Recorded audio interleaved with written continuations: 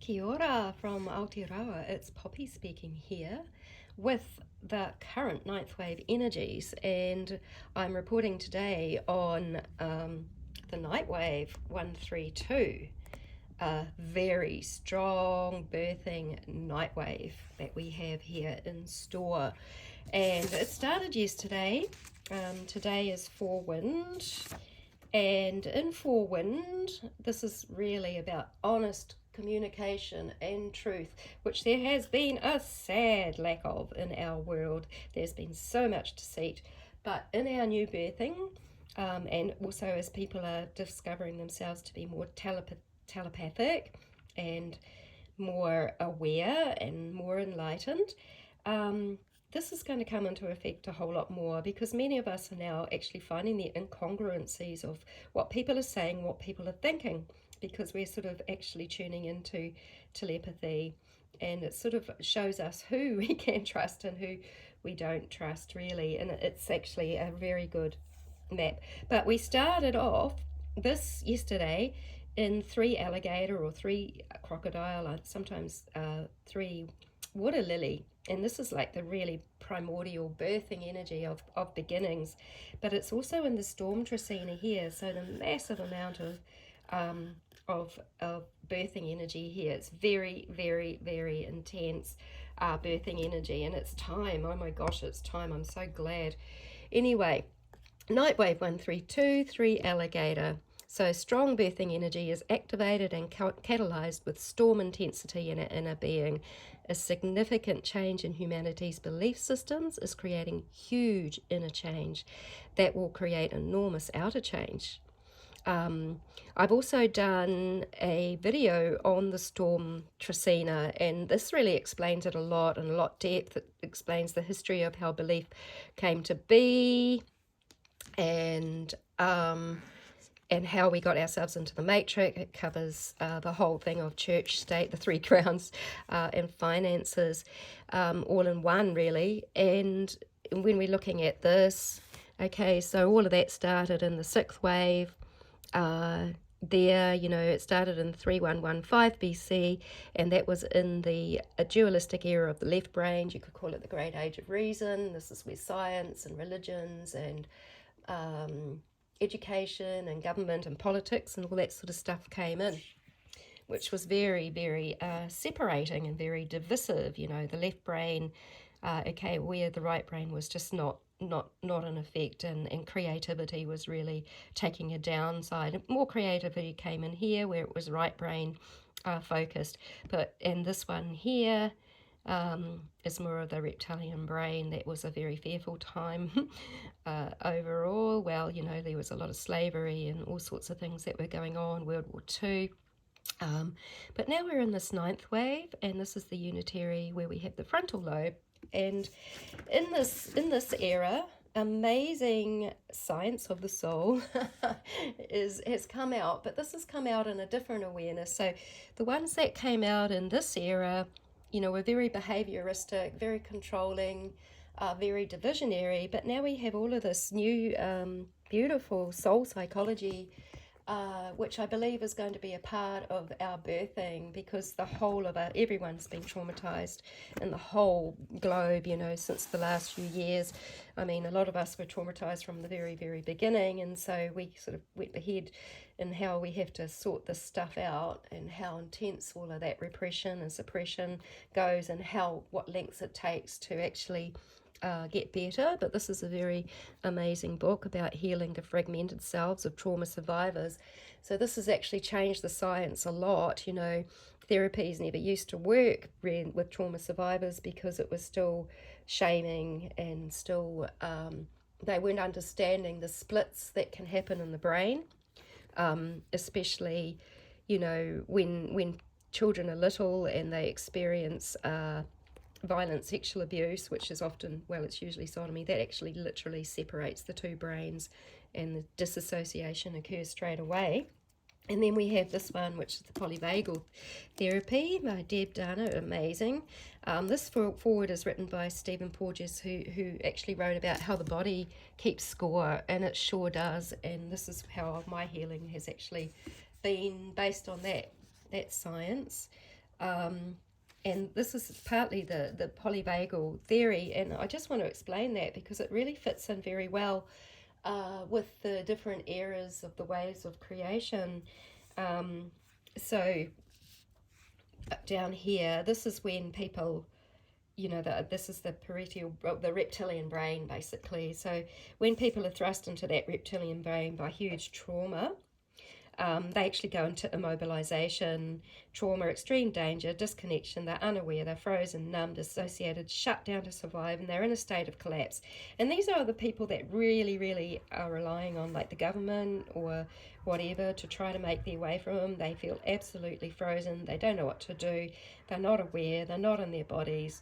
It's actually a very miserable state, and a lot of humanity is there. And not everyone will survive this birthing time either. And so, compassion, love, truth, respect, I think that goes a heck of a long way. And then this area, when we're in the left and right brain, it's a really powerful area because it gives us mobilization, and we can actually respond to safety, awareness, danger, mobilization, survival, fight or flight, hyper alert. Massive big traumas, again, they can cast us down into this hopelessness, or this state of dissociation or disincarnation. I like that one because I think that's Steiner called it disincarnation, because it's kind of like you're not even in your body and you're out of your body. And I have memories of actually stepping aside and seeing my abuse happen to me from outside of my body at different times. Now this is the ventral. The ventral is like where there's safety, there's connection, there's trust, things are calm, and you can be social, aware, there's health and well-being. And this is actually like the dominated by the frontal lobe, where the two brains are actually connected. Well, these two here, they connect, but the frontal lobe, I think it gets all integrated in there, and maturity happens here. So and this is what this unity consciousness wave is about. It's really about integrating all of this stuff, this imbalance. This is your masculine, your feminine, your creative, intuitive, and your logical and reasoning side of the brain, and having that connection, because it can get severed.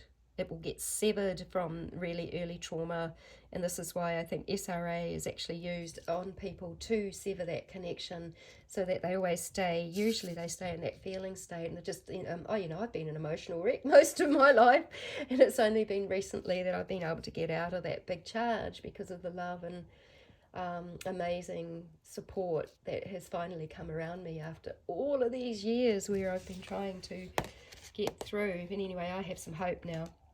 Yeah, so where are we? We're over here.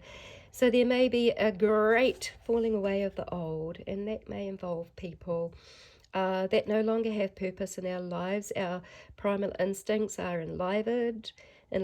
Most people are not in alignment with our actual life sources and their natural and organic ways that support, nurture and support our life force and our way of being. They are our life base. You've got like I like to see it as Mother Earth is like the Maori, which is in Maori, that means the life force. And then Father Sky is like the Wairua, which is the spirit that moves in the breath. So birthing always involves the bringing forth of the new and a huge release of the old ways of actual living. So yes, there is much destruction while there is much creation. These are very feminine energies. And, I feel for men as they have intense programming to release and surrender in birthing their new true selves and true humility. There are men that really are more equally inclined, but the social conditioning that is behind it still, that we came out of that massive patriarchal era, we're still coming out of that. Religions are still dominating that. And, it's sort of, it even goes without saying that a lot of men have still been enculturated to see women as lesser than, as ones that will take care of them and look after them, and that that sort of like more of a in service, and women do want to be in service in some ways, but that way is quite a collaborative sharing way ultimately, and you know, so yeah. But you know, I'm I'm meeting more people, safe people, as I break down the programming, and really nice to actually have a really nice conversation with a male friend today, and to be able to go quite deeply and talk about things that have happened, and him talking about things that have happened to him at a real heart level. It was really, really beautiful. So that gives me hope, you know, of the masculine, feminine sort of energies coming together on the outside. But, you know, really, we do everything on the inside. Uh, so all have been hurt by masculine and feminine imbalances, and yet to discover the potential of ecstatic birthing in harmonious balance. And that's potential, you know, as we work it out and we fully release all our trauma and we help each other do that in a collaborative way. And this is quite a feminine way. It's really about nurturing the balance within ourselves as we mature through the guidance and connection of our source parents. I'm you know, I'm really starting to call them mum and dad more and more, how they've come to me. You know, I was sold by my parents and it wasn't good, and I've had to work through things. Yes, they were blackmailed, and it was painful and awful and horrible for them too. So my my parents are Father Sky, Mother Earth, you know, and they are the ones that have always been there for me and been miraculously coming through at different times in my life. So many times I've come close to death. Sometimes I have died and come back.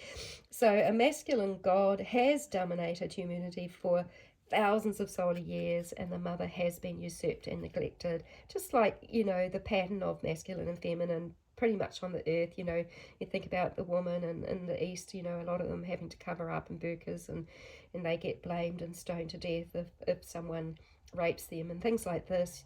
There's a massive, a huge imbalance, and there's all sorts of crazy men posing as women, women posing as men in political eras, which is kind of confusing.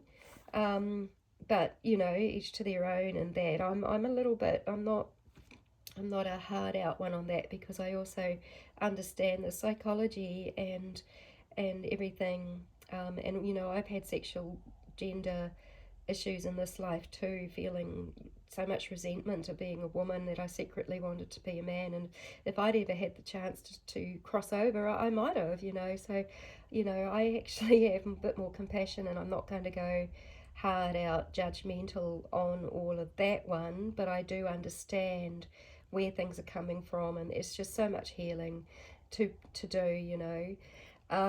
Anyway, there's been thousands of years that we've been usurped. Oh, and by the way, I'm absolutely extremely grateful for being a female now. And if I had that opportunity to cross over and be a male, I could have really regretted it now.